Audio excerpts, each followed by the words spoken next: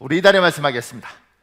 여호와께서 미워하시는 것 곧 그의 마음에 싫어하시는 것이 67가지이니 여호와께서 미워하시는 것 곧 그의 마음에 싫어하시는 것이 67가지이니 곧 교만한 눈과 거짓된 혀와 무죄한 자의 피를 흘리는 손과 곧 교만한 눈과 거짓된 혀와 무죄한 자의 피를 흘리는 손과 악한 계교를 깨하는 마음과 빨리 악으로 달려가는 발과 악한 계교를 깨하는 마음과 빨리 악으로 달려가는 발과 거짓을 말하는 망령된 증인과 및 형제 사이를 이간하는 자이니라. 거짓을 말하는 망령된 증인과 및 형제 사이를 이간하는 자이니라. 잠언 6장 16절에서 19절 말씀. 잠언 6장 16절에서 19절 말씀. 우리 기도하겠습니다. 여호와 하나님이 기뻐하시는 것을 행하며 살겠습니다. 도와 주옵소서. 여호와 하나님이 기뻐하시는 것을 행하며 살겠습니다. 도와 주옵소서. 겸손한 눈과 진실한 혀를 주옵소서. 겸손한 눈과 진실한 혀를 주옵소서. 사람을 돕는 손과 선을 행하는 발을 주옵소서. 사람을 돕는 손과 선을 행하는 발을 주옵소서. 축복된 일을 계획하는 마음과 사람 사이를 화목하게 하는 능력을 주옵소서. 축복된 일을 계획하는 마음과 사람 사이를 화목하게 하는 능력을 주옵소서. 예수님의 이름으로 기도합니다. 예수님의 이름으로 기도합니다. 아멘. 아멘. 감사합니다. 여러분의 선포, 여러분의 기도대로 주께서 반드시 응답하여 주실 줄 믿습니다.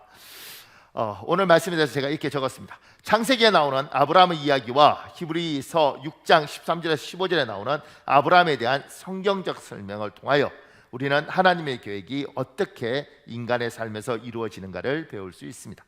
창세기에 나온 아브라함 이야기가 있고요, 오늘 읽은 히브리서 6장 13절에서 15절에 말하는 아브라함 이야기가 있습니다. 이걸 통해서 하나님의 계획과 인간의 삶에 어떻게 하나님의 계획이 이루어지는지 살펴보겠다는 겁니다. 히브리서 6장 13절에 14절 여러분 읽으십시오. 시작. 하나님이 아브라함에게 약속하실 때에 가리켜 맹세할 자가 자기보다 더 큰 이가 없으므로 자기를 가리켜 맹세하여 이르시되 내가 반드시 너에게 복주고 복주며 너를 번성하게 하고 번성하게 하리라 하셨더니. 작은 1번에요. 너를 번성하게 하고 번성하게 하리라는 많은 자녀 후손을 주시겠다는 의미입니다. 이게 번창하다 이렇게 생각하는 분들이 있는데 확대 해석하면 그렇게 됩니다. 번창, 번영. 그런데 원뜻은 많은 자손을 주겠다는 것입니다. 작은 1번에요. 자손이 없던 아브라함에게 하나님은 나타나셔서 약속합니다. 내가 너를 큰 민족의 조상이 되게 하고 많은 자녀 후손을 주시겠다는 것입니다. 이때 아브라함의 나이 75세, 아내 사라의 나이 65세입니다. 이게 지금 100년, 200년 전이 아니고 4,000년 전 이야기라고요. 4,000년 전에 자식이 있고 없고는 내 자식과 내 생명은 연결되어서 자식이 있으면 내가 계속 사는 것이고 자식이 없으면 내 인생이 그걸로 끝나는 거예요. 그래서 자식이 없던 아브라함, 자손이 없던 아브라함에게 인생이 그걸로 끝인 거예요. 더 이상 미래도 희망도 없는 겁니다. 그런 그에게 나타나셔서 하나님이 후손을 약속하신 거죠. 지금 세대의 자녀에 대한 개념과 이때는 너무너무 다릅니다. 대한민국도 한 10년 전만 해도 자녀에 대한 개념이 굉장히 달랐어요. 지금은 너는 너 인생, 나는 내 인생 이렇게 가지만 우리 조상들 또 대한민국의 문화는 부모와 자식은 하나죠. 자식이 잘 되면 부모가 잘 되는 것이고 자식이 잘못되면 부모가 못 되는 거예요. 그런 개념으로 우리가 받아들였지 않습니까? 그러니까 4,000년 전에 당연히 내 인생이 자식이 있으면 인생이 후손을 통해서 끊임없이 이어지는 것이고 아브라함 75세에 자녀가 없었고 내 인생은 이걸로 끝이구나. 그때 하나님이 나타나셔서 내가 너에게 많은 자손을 주겠다고 약속을 하시는 겁니다. 작은 3번에요. 하나님이 아브라함에게 많은 자녀 후손을 주시겠다고 약속한 지 24년 흘렀습니다. 아브라함 99세, 사라가 89세입니다. 그러나 아직 이들 부부에게 자녀가 없습니다. 하나님이 약속했는데 24년 동안 약속을 안 이루어지시는 거예요. 마음속에 하나님이 혹여 부도수표를 우리에게 주셨는가? 하나님이 왜 이렇게 언약을 신실하게 지키지 않으시지? 이런 의문이 충분히 들 수 있는 시간입니다. 작은 4번에요. 아브라함 99세, 사라 89세, 하나님이 이들 부부에게 나타나십니다. 자녀 출산에 대한 약속을 다시 한번 하십니다. 근데 이전의 약속과는 달리 내년 이맘때라고 날짜를 명확히 밝힙니다. 그전에는 주시겠다고만 이야기하지만 99세 때는 내년 이맘때 주겠다고 이야기합니다. 작은 5번에요. 아브라함이 100세, 사라 90세에 아들 이삭을 출산합니다. 하나님이 약속을 이루어 주신 것입니다. 작은 6분에요. 이삭을 출산한 사라가 하나님께서 나에게 웃음을 주셨다고 고백합니다. 25년 만에 하나님이 자신의 약속을 아브라함과 사라의 평생 소원을 이루어 주신 것입니다. 이게 아브라함과 사라 그리고 이삭의 이야기입니다. 이 이야기를 통해서 우리가 고민하고 살펴볼 부분이 있다는 거예요. 그 밑에요. 아브라함이 하나님으로부터 자녀 약속을 받은 나이가 75세입니다. 100세의 이삭을 출산합니다. 25년, 성경은 이 25년을 인내, 오래 참음의 시간이라고 부릅니다. 하나님의 약속은 인내를 통해 썼습니다. 히브리서 6장 15절 현대어 성경이 있습니다. 여러분 읽으십시오. 시작. 아브라함은 하나님께서 약속하신 대로 아들 이삭을 주실 때까지 인내를 가지고 기다렸습니다. 우리말 성경에는 오래 참고 견딘 후에 약속을 받았다고 이야기하고요. 쉬운 성경에는 인내를 가지고 마침내 그 약속을 받았다고 이야기를 합니다. 작은 일본에요. 무한 경쟁의 사회, 속도가 생존의 조건인 전쟁 같은 현 시대 상황에서 신속, 빨리, 단기, 속성 등은 관심 받는 단어입니다. 그러나 인내, 오래 참음, 견진 후, 마침내 등은 도태 위기의 단어입니다. 지금 시대에 인내, 오래 참아라, 견뎌라, 결국에는 마침내 이거 재미없는 단어라는 거예요. 특히 젊은이들 안 받아들이는 단어라는 거예요. 왜냐하면 빨리 한 번에 단순간에 지금 얼마나 급하고 생존을 위해서 1초라도 빨리 해야 되는 판국에 이게 무슨 말이야? 이렇게 사람들은 생각할 수 있다는 겁니다. 작은 해보네요. 하나님이 통치하는 세상에서는 오래 참음과 인내로 결실을 얻고 열매를 누립니다. 다른 표현으로 하나님이 통치하는 세상에서는 성급하고 조급하며 인내하지 못하는 사람은 열매 없는 인생이 됩니다. 우리 누가복음 8장 15절, 누가복음 21장 19절 여러분 읽으십시오. 시작. 좋은 땅에 있다는 것은 착하고 좋은 마음으로 말씀을 듣고 지키어 인내로 결실하는 자니라. 너희의 인내로 너희 영혼을 얻으리라. 우리가 어떤 업무를 처리할 때, 자격증을 딸 때 단기, 속성 이게 중요하죠. 빨리빨리 일처리를 끝내는 거예요. 그런데 인생의 열매, 부모와 자식 간의 관계에서 열매를 맺는 것, 나와 남편, 나와 아내 사이의 열매를 맺는 것, 내가 인생으로서 어떤 명예를 얻고 내가 사람의 신뢰를 얻는 건 단기적으로 속성적으로 되는 게 아닌 것이에요. 이건 긴 세월이 내 인생의 열매, 궁극적으로 내가 인생을 잘 살았구나, 참 보람있다, 이건 긴 세월 가운데 나오는 거예요. 그래서 하나님이 이 세상을 통치하시는 주께서 인간의 열매, 인격의 열매, 그 다음에 사람을 얻는 열매는 어떻게 주시겠다고 이야기하냐면 오래 참음과 인내로서 결실을 맺도록 하셨던 거예요. 이건 단기적으로, 속성적으로, 순간적으로 될 수 없다는 겁니다. 그러니까 재벌은 될 수 있는데 존경받는 재벌은 긴 세월 인내하고 열매 맺고 그렇게 하지 않는 이상은 그런 열매 못 맺는 거예요. 단순간에 뛰어난 학벌을 가질 수 있지만 굉장히 귀한 학자로서 인정받는 데는 굉장히 긴 시간과 그리고 수없이 많은 인내가 필요한 거죠. 그러니까 인생의 열매를 하나님이 얻도록 하는 것, 가족 관계에서도 열매를 얻도록 하는 건 인내와 오래 참음으로 결실을 얻게 하는 거예요. 그러니까 업무, 성과는 빨리 끝낼 수 있죠. 그런데 인생에 대해서는, 사람의 삶에 대해서는 하나님이 인내와 오래 참음으로 결실을 맺도록 하나님이 그렇게 못 박아 두셨다는 겁니다. 그래서 예수 믿는 사람에게 요구하는 거죠. 인내해야 된다. 그래야 네 인생이 열매가 있다. 인내해야 된다. 그래야 네 인생이 결실이 있는 인생이 된다. 그 밑에 제가 익혀줬습니다. 노아는 120년을 인내했고, 노아가 방주지인데 120년 걸렸어요. 120년 동안 인내하고 방주를 지었고, 그래서 노아의 가족이 살았죠. 홍수 가운데. 요셉은 15년을 인내했어요. 노예로 팔려가서 15년이라는 세월 동안 고생하죠. 다윗도 왕으로 약속받고 한 15년 정도 인내함으로 좋은 열매를 얻어요.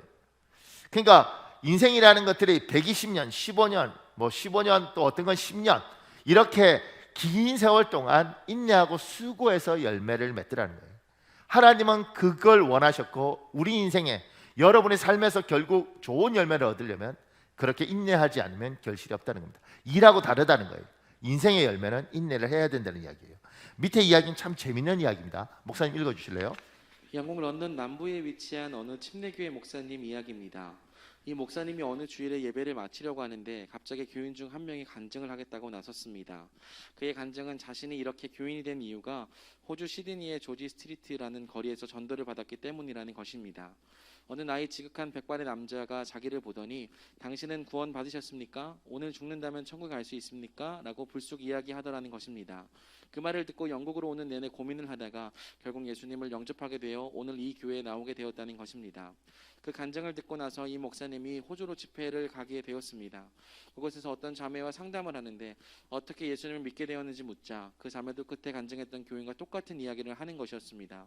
2달 전 시드니에 갔는데 조지 스트리트에서 쇼핑을 할 때 자그마한 백발의 노인이 백화점 문을 열고 나와 자기에게 소책자를 주면서 승려분 당신은 구원받으셨나요?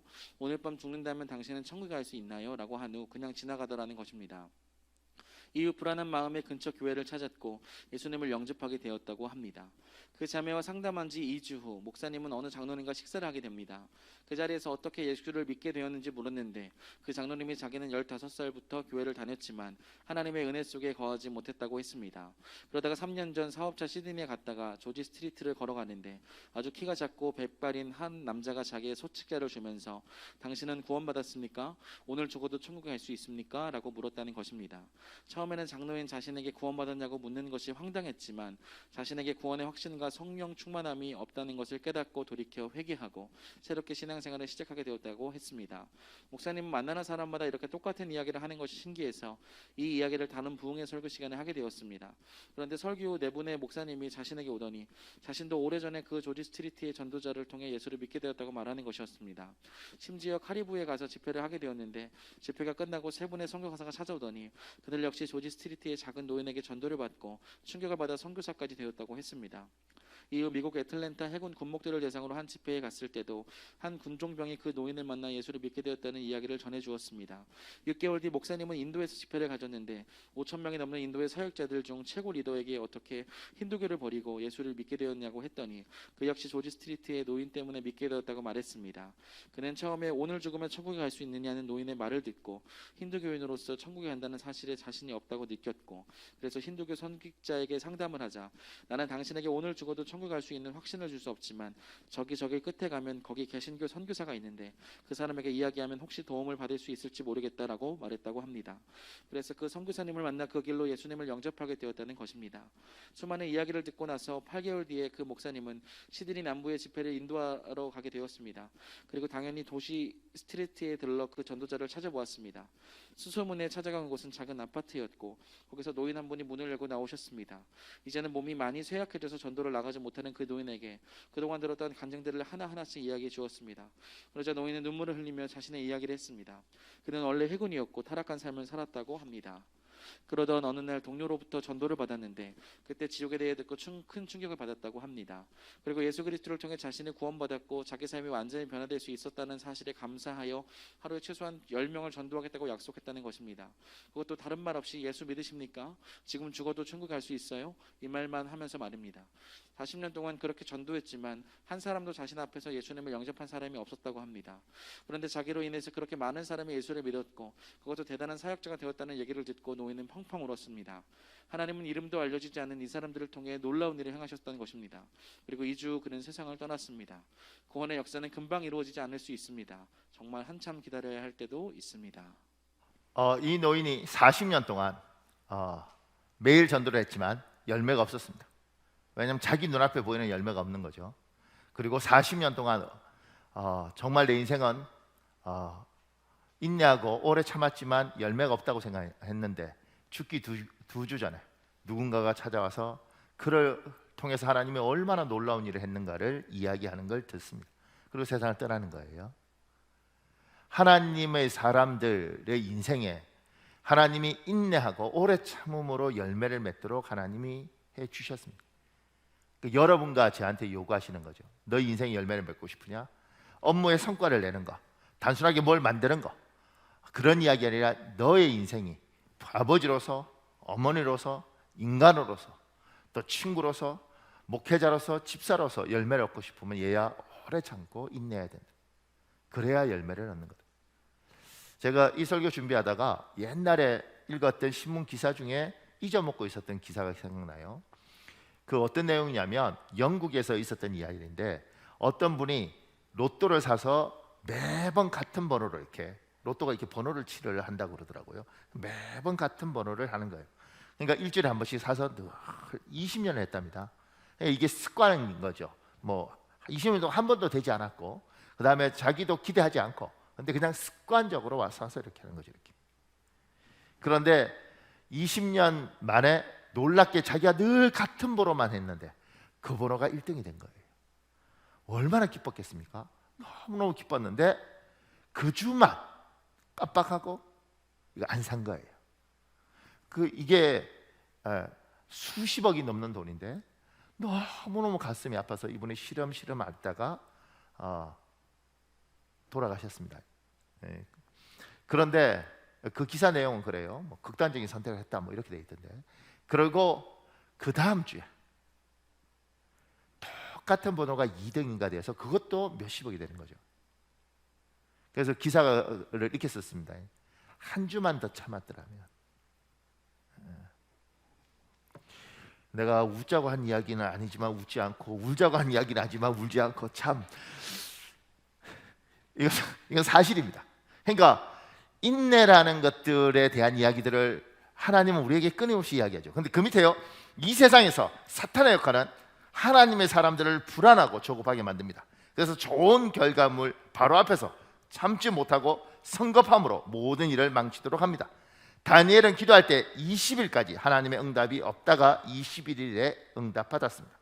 나병 환자 나아만 장군은 엘리야의 지시대로 6번 요단강에 몸을 담을 때까지 변화가 없었다가 7번째 병에서 고침을 받았습니다. 사단은 어떻게 하느냐면, 우리는 인내로 결실을 얻게 하는데 우리가 하나님의 사람들이 열매 맺지 못하도록 만드는 반대 영적인 세력이 우리 있다고 믿지 않습니까? 마귀는, 사단은, 하나님의 사람을 괴롭히는 이 존재들은 우리에게 불안감을 주시고 조급함을 줍니다. 성급하게 합니다. 그래서 잘 왔는데 조금만 더 참으면 열매가 있는데, 어쩌면 내일이면 열매를 얻을 수 있는데 오늘 엎어버리게 만드는 거예요. 다음 달이면 결과물이 올 텐데 더 이상 참지 못하고 관계를 깨버리도록 만드는 거예요. 그래서 조금만 더 참았더라면 열매를 얻을 텐데 그 앞에서 무너지도록 하는 거죠. 그러니까 조급함, 급박함, 갑자기 일어나는 참을 수 없는 분노, 이걸 컨트롤하지 못하면, 이걸 잘 관리하지 못하면 하나님의 사람들이 열매를 못 맺는 거예요. 어떤 목사님이 계신데요, 굉장히 훌륭한 목사님이셨습니다. 근데 이 목사님 은퇴하셨어요 지금은. 근데 이 목사님이 아들이 셋인데 둘째 아들이 어느 날 귀를 뚫고, 이제 나이들이 많으시죠, 귀를 뚫고 교회에 둘째 아들이 왔다는 거예요. 목사들이, 그것도 존경받는 목사들, 굉장히 도덕적인 목사들이 귀를 뚫고 교회로 온 거예요.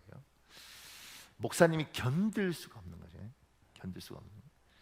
성도들이 뭐라고 그러겠는가 뭐 이런 생각도 들고. 그런데 이분은 참 좋은 습관이 있더라고요. 이분은 뭐 그런 일들이 있으면 말을 하지 않고 글을 쓰는 거예요. 그러면서 이분은 표현을 그렇게 하더라고요. 말을 하면 감정적이 되고 글을 쓰면 이성적이 되는데, 자기가 이렇게 글을 쭉 쓰면서 자기 감정을 이제 이성적으로 이렇게 다루는 거죠. 글을 쭉 쓰다가 어떤 글을 쓰게 되냐면, 내가 목사지 걔가 목사인가 뭐 이런 식의 쓰게 되더라는 거죠. 아, 그렇지, 내가 목사지 내 아들이 목사가 아닌데. 그리고 가만 생각해 보니까 얘는 얼마나 참다가 귀를 뚫었을까. 그러면 나도 화가 나지만 참다가 말을 해야지. 그래서 확 밀려오는, 그때 불러서 죽일 놈 살릴 놈 너 같은 게 사람이냐 이렇게 했으면 부자 사이에 관계가 탁 깨졌을 텐데, 그때 참 너무너무 화가 나지만 잘 참았던 거죠. 그래, 너는 얼마나 참다가 귀를 뚫었겠니? 그러면 나도 참을 때까지 참다가 확 터뜨려야겠다. 그리고 한 3개월 보니까 괜찮더래. 사람 미안해요. 귀 뚫은 게 괜찮더래요. 3개월 보니까 적응이 되더라는 거죠. 그리고 그 교회 누군가가 사진을 찍어서, 그 아들이 기도하는 모습을 사진을 찍어서 이제 이렇게 목사님한테 보여주는 거예요. 근데 귀 뚫은 자기 아들이 굉장히 진지하게 기도하는 사진을 보면서 이런 생각이 들더래요. 아, 귀 뚫은 것과 신앙은 상관이 없는 거구나. 그분 굉장히 유명하고, 제가 젊은 날 그분 책 그분이 출판한 책은 다 읽고 설교도 4년 넘게 매주 설교를 제가 듣고 요약하고 정리하고 이랬던 분이거든요. 그 똑똑한 분이 맹한 거지. 귀 뚫는 거하고 신앙하고는 상관이 없죠. 왜냐하면 귀 뚫는 거하고 신앙하고 상관이 있으면 여자들 다 그러잖아. 우리 사모도 귀 뚫었는데. 그러니까 귀 뚫는 거하고 신앙하고 상관이 없는데 남자 귀 뚫는 건 신앙하고 상관이 있다고 착각하신 거죠. 그런데 귀 뚫은 자기 아들이 진지하게 기도하는 모습을 보면서 아, 귀 뚫은 것과 신앙은 상관이 없는 거구나. 근데 내가 왜 분노했지? 그리고 그 고비를 잘 넘기면서 그 둘째 아들과 아버지의 관계가 좋은 부자 관계가 된 거죠. 인생의 열매를 얻은 거예요. 그때 불러서 내가 누군지 아니?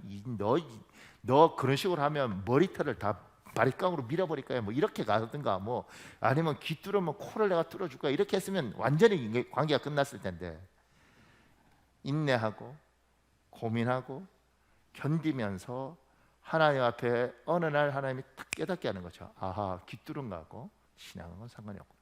그럼 내가 왜 분노하지? 내가 목사지 얘가 목사가 아닌데 왜 내가 이러지?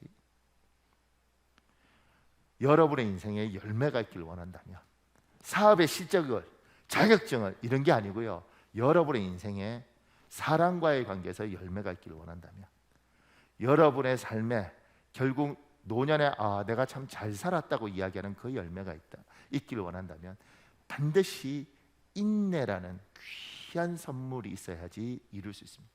하나님 여러분에게 인내를 오래 참음을 선물로 주시길 예수님 이름으로 축복합니다. 조금 더요.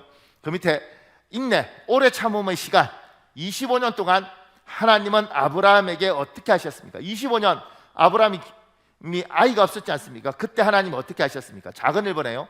긴 병에 효자없고 매 장사 없습니다. 사람의 인내는 한계가 있습니다. 하나님 약속하셨지만 참는 것도 한계가 있다는 거예요. 작은 일본에요. 하나님은 인간의 인내에 한계가 있다는 사실을 너무 잘 아셨습니다.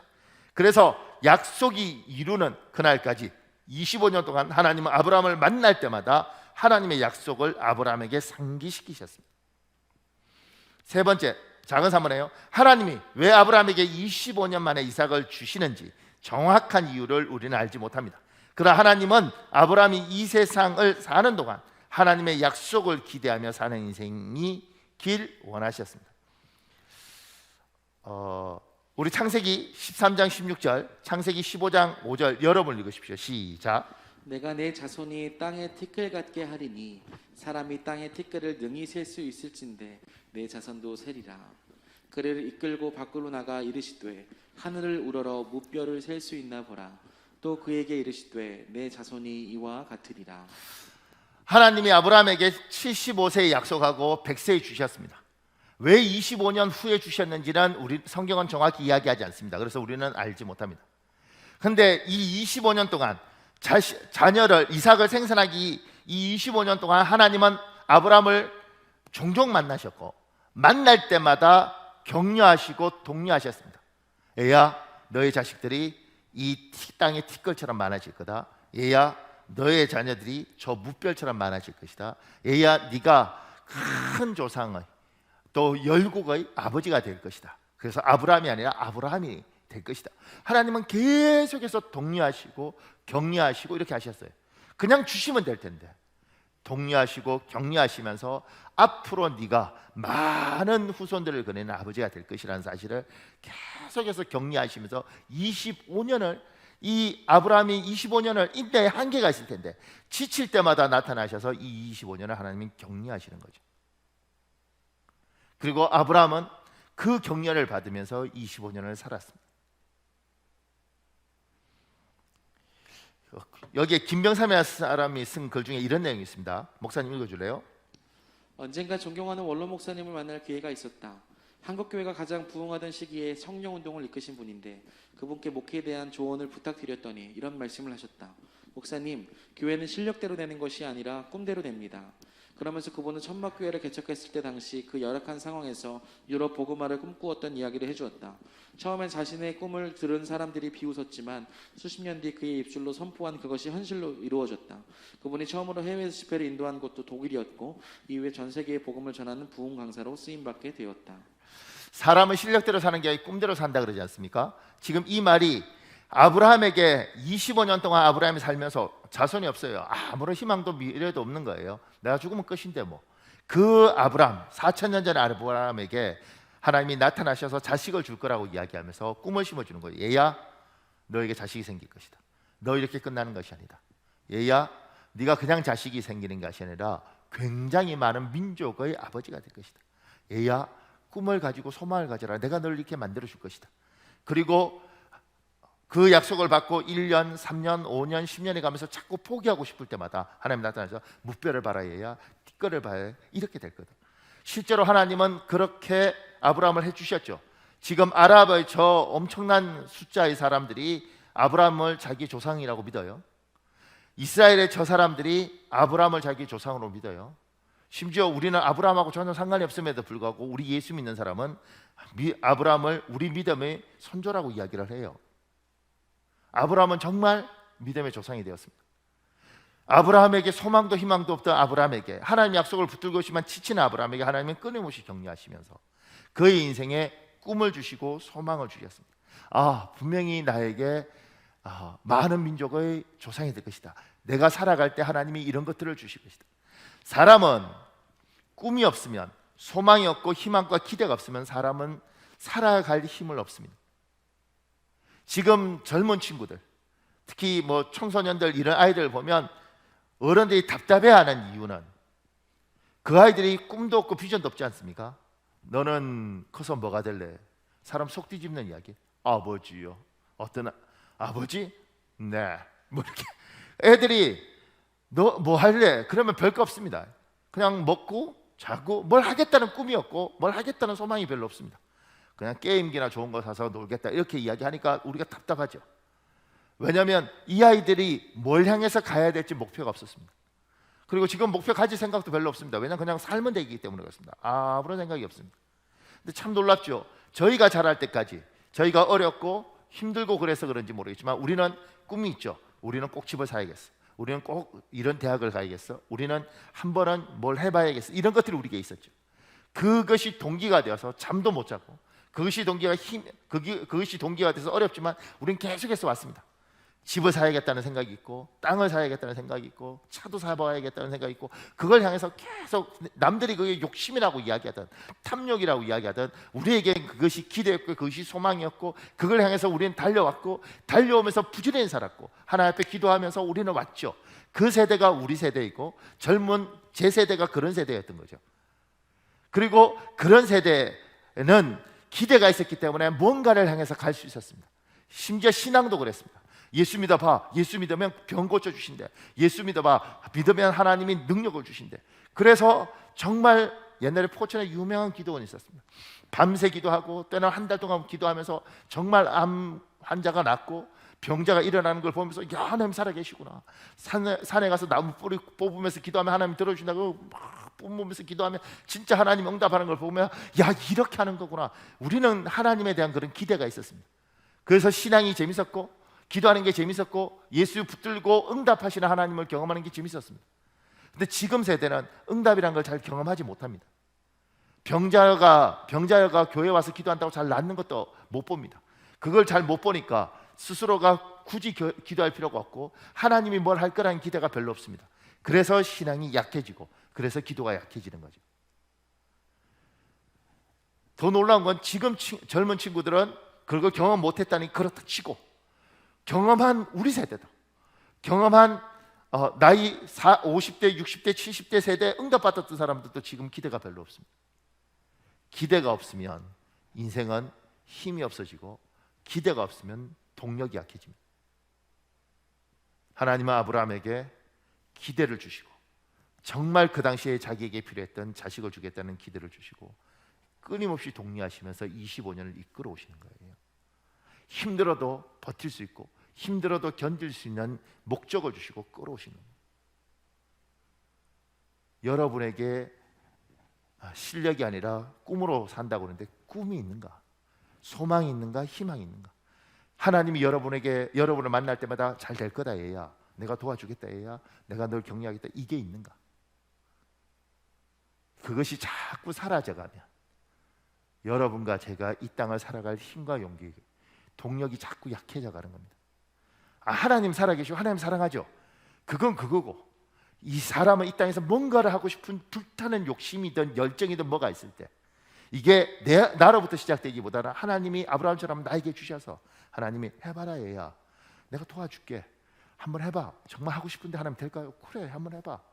그렇게 25년을 가는 거예요. 제가 그 밑에요, 하나님이 아브라함에게 하셨던 것처럼 하나님의 DNA를 가진 하나님의 자녀로서 우리도 주위의 사람에게 소망을 말해 주어야 합니다. 내 주위에 있는 세상 사람을 격려하는 인생으로 살아야 합니다. 여러분과 제가 예수를 믿을 때 우리는 예수 그리스도의 DNA를 받는다고 믿습니다. 하나님이 성령을 주시면서 주 예수 그리스도의 성품을 우리에게 주셨습니다. 그러면 예수님이 아브라함에게 25년 동안 격려하고 사셨던 것처럼, 독려하면서 이끌어 오셨던 것처럼, 여러분과 저도 우리 주위 사람들에게 격려하고 독려하는 인생을 살아야 됩니다. 예수를 믿음에도 불구하고 누군가가 희망을 이야기할 때 그 희망을 밟아버리는 거. 제가 이렇게 하면 되겠어? 현실을 봐, 말 같잖아, 그만 꺾어버리는 거. 엄마, 제가 한번, 야 너는 안 돼, 꺾어버리는 거. 우리는 이렇게 예수를 믿는 사람인, 하나님의 유전자를 받은 사람임에도 불구하고 우리는 이렇게 사는가? 그렇지 않으면 누군가가 저 한번 해보고 싶은데요? 한번 해보면 되지. 제가 될까요? 한번 해봐. 한번 해보면 이게 안 되더라도 이렇게 하나님 하실 수 있지. 어쨌든 숨어있지 말고 나와봐. 나와서 한번 부딪혀봐. 상처 받는 거 받으면 되지. 상처 안 받고 어떻게 그걸 이루려고 그래? 한두 번 안 넘어졌고 어떻게 뛰려고 그래? 괜찮아, 한번 해봐. 그리고 하다가 너무 힘들면 내한테 전화해. 그러면 내가 밥 한 끼 사줄게. 다른 건 못해도 밥 한 끼 먹고 커피 한 잔 마시고 내하고 이야기하고 또 가서 한번 해봐. 인생이 다 그렇게 힘든 거지 뭐 한 번에 되나? 우리는 누군가를 독려하고 격려하는 인생을 사는 사람들이지. 예수를 믿고 주님을 닮아서 그렇게 사는 사람이지.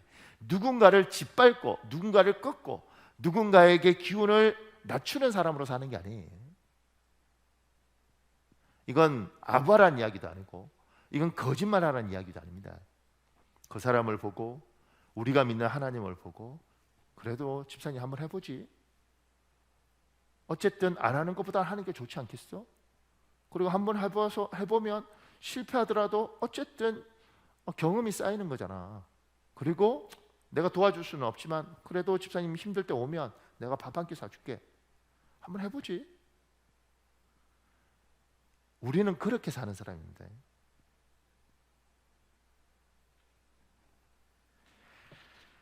조금 더요. 그 밑에요.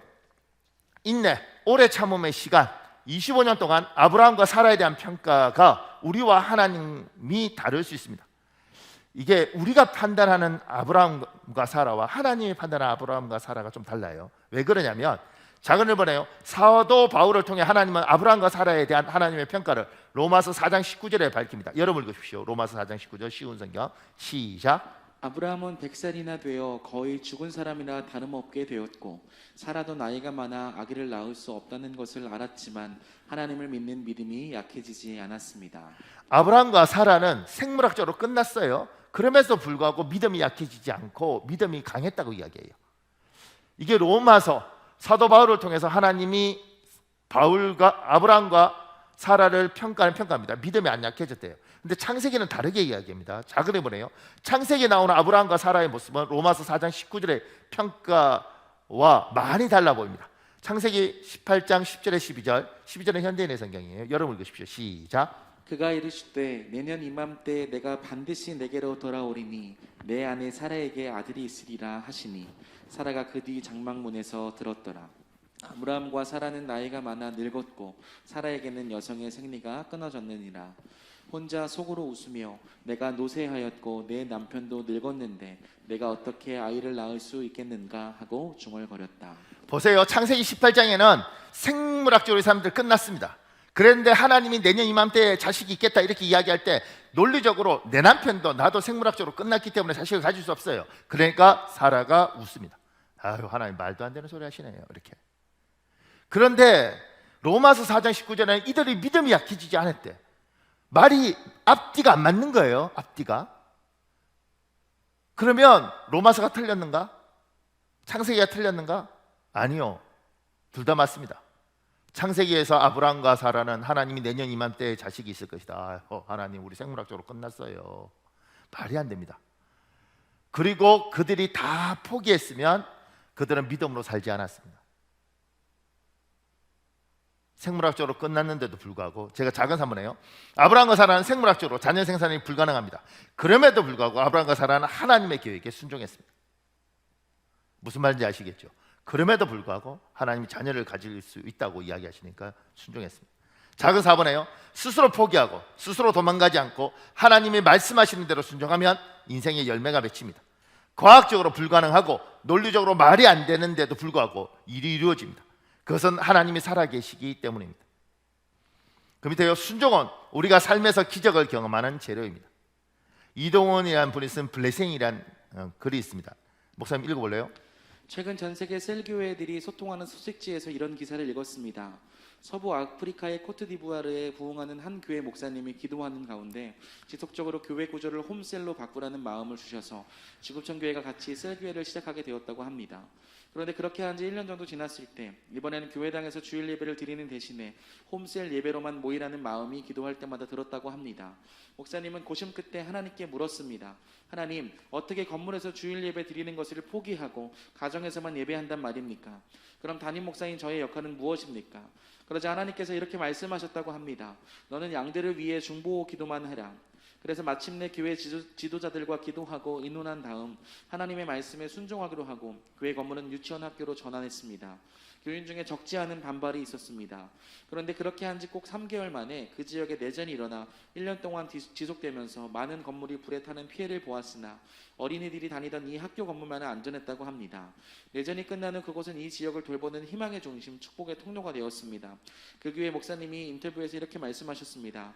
저와 모든 교우들은 2년이 넘는 시간 동안 순종이 이 세상 그 무엇과도 바꿀 수 없는 귀한 축복이며 순종이 바로 우리를 보호하시는 하나님의 능력임을 배우게 되었습니다. 순종은 가장 좋은 것입니다. 순종은 위대한 것입니다. 순종은 놀라운 축복입니다. 하나님이 아브라함과 사라에게 이들이 믿음으로 살았다고 평가하는 이야기는 뭐냐면, 아브라함이나 사라나 머릿속으로는 저게 말이 돼? 마음으로나 이게 말이 돼? 그럼에도 불구하고 하나님이 가라면 이렇게 가는 거예요. 이렇게 이거 말이 돼? 가기 싫다. 그러고 가는 거예요. 이게 뭐요? 이게 순종이에요. 그 순종이 기적을 만들고 그 순종이 놀라운 일을 만드는 거예요. 지금 여러분과 제가 읽었던 이거는 뭐냐면, 아프리카에 이제 지구촌 교회라는 교회가 셀교회, 우리 같은 목장 예배, 목장 모임들을 하는데 그 목장 모임에 대해서 가르쳤습니다. 그럼 목장 모임 하는 거예요. 주일 예배는 예배드리고 목장 모임은 목장 모임대로 하는데, 이 목장 모임을 하면서 하나님이 이 목사님에게 주일 예배를 드리지 말고 목장들이 모여서 예배하도록 해라. 각 집에서. 이렇게 이야기한 거죠. 머릿속으로 그럼 목사는 뭐 하는 거예요? 이게 교회가 존재하겠습니까? 하나님 말이 됩니까? 그럼에도 불구하고 하나님이 2번, 3번, 4번 감동을 주면 어떻게 해요? 순종하는 거예요. 하나님의 사람들은 여기서 이해 안 되고 여기서 받아들이기 어려운데도 하나님이 하라시니까 순종하는 거죠. 이 목사님은 순종한 거예요. 그러니까 예배당이 필요 없지 않습니까? 그러니까 이 예배당을 어떻게 썼느냐면 유치원으로 쓰는 거죠. 교회 건물이지만. 그런데 아프리카 내전이 심하잖아요. 내전이 일어났습니다. 서로 죽이면서 건물들 총 쏘고 다 불태웠는데 유치원은 지켜준 거예요. 왜냐하면 아이들이 다니는 곳이고 특히 어린아이들 다니시니까 이 건물만 남은 거죠. 내전이 끝나고 난 후에 그 주위에서 멀쩡한 건물은 이 건물밖에 없는 거예요. 그래서 이 건물로 중심으로 모든 것이 이루어지는 거죠. 그때 아는 거죠. 나는 교회는 이래야지, 목사는 이래야지, 예배는 이래야지. 이게 있었는데 하나님이 도저히 머릿속으로도 이해 안 가고 가슴속으로 안 받아지고, 심지어 교인들 중에 욕하면서 떠난 사람도 있는데 하나님 말씀에 지도자들이 같이 의논하고 순종했더니 하나님이 이렇게 교회를 지켜주시고 이걸 통해서 전체의 중심이 되도록 하시는 거예요. 하나님의 사람들에게 아브라함과 사라도 머리는, 가슴은 이해가 안 가는 거예요. 그런데 가라시면 3번, 4번 하나님이 요구하시면 가면 되는 겁니다. 상처받든 무시당하든 하라고 그러시니까 힘들지만 하면 되는 겁니다. 그 다음은 나머지는 하나님이 하시는 겁니다. 하나님의 사람에게 기적은 그렇게 일어나는 겁니다. 지금 세대에 왜 기적이 일어나지 않냐면 너무 똑똑해요. 목사님 그게 말이 됩니까? 그 이야기가 됩니까? 목사님, 저는 원세 내자마자 떨어지는 거예요. 보지도 않아요. 그렇게 이야기를 하는 거죠. 사람들은 그렇게 이야기하고 사람은 그렇게 말을 하는 거예요. 그런데 그런 이야기들 들으면서 아하, 안 되는구나, 아하, 끝나는구나, 그렇게 이야기를 하는 겁니다. 근데 하나님이 하시는 일은 놀랍더라는 거죠. 시키면 복잡하더라도 안 되더라도 2번, 3번 기도하는데 끊임없이 하나님이 요구하시면 순종해라. 그러면 나머지는 하나님이 하신다. 아브라함과 사라는 의심했습니다. 불안했습니다. 그럼에도 불구하고 하나님이 내년 이맘때 자녀가 있다니 순종했습니다. 그리고 기적을 경험한 거죠. 여러분에게 의심도 있고 불안도 있을 것입니다. 그런데 하나님이 기도할 때마다 순종하라, 순종해라, 순종해라 그러면 순종하시면 됩니다. 나머지는 하나님이 하시는 겁니다. 사랑하는 여러분, 우리 한 7, 8분 기도할 텐데 이 시간에 주여 한번 간절히 부르시고 하나 앞에 오늘 말씀 가운데 여러분에게 하나님이 붙들고 기도하기 원하는 말씀이 있습니다. 그 말씀 붙들고 기도하는 시간 가지겠습니다. 주여, 아버지 하나님 도와주십시오. 아버지 하나님 여호와여 도와주시오.